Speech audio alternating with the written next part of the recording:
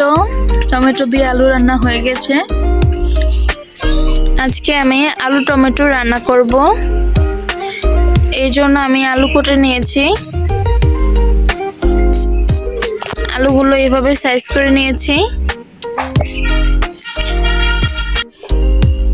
সাথে আমি টমেটোগুলো কুচি করে নিয়েছি। এখানে পেঁয়াজ নিয়েছি রান্না করার জন্য। আলু আর টমেটো একসাথে রান্না করব।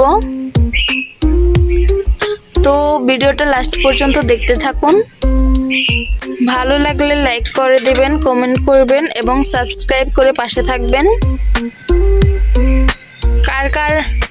কার কার আলু রান্না পছন্দ সবাই কমেন্ট করে জানাবেন।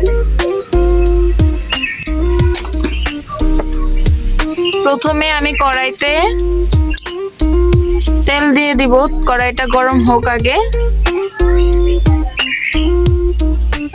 তেল দিয়ে পেঁয়াজ মরিচ দিয়ে ভেজে মশলা কষিয়ে তারপর আলু দিয়ে দিব।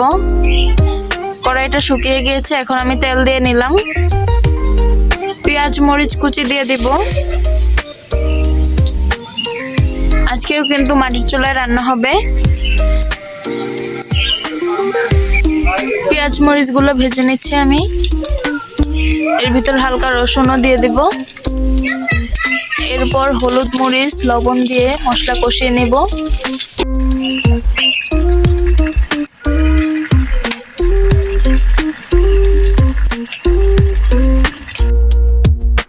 এই তো আলুগুলো কষিয়ে ঝোল দিয়ে এর মাঝে টমেটোগুলো দিয়ে দিয়েছি আমি।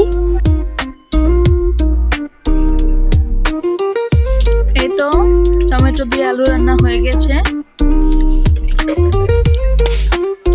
টমেটোর জন্য কিন্তু কালারটা মাশাআল্লাহ অনেক সুন্দর এসেছে। তো আপনারাও চাইলে এরকম টমেটো দিয়ে আলু দিয়ে রান্না করতে পারেন। এর মাঝে কিছুটা ধনেপাতাও দেওয়া হয়েছে।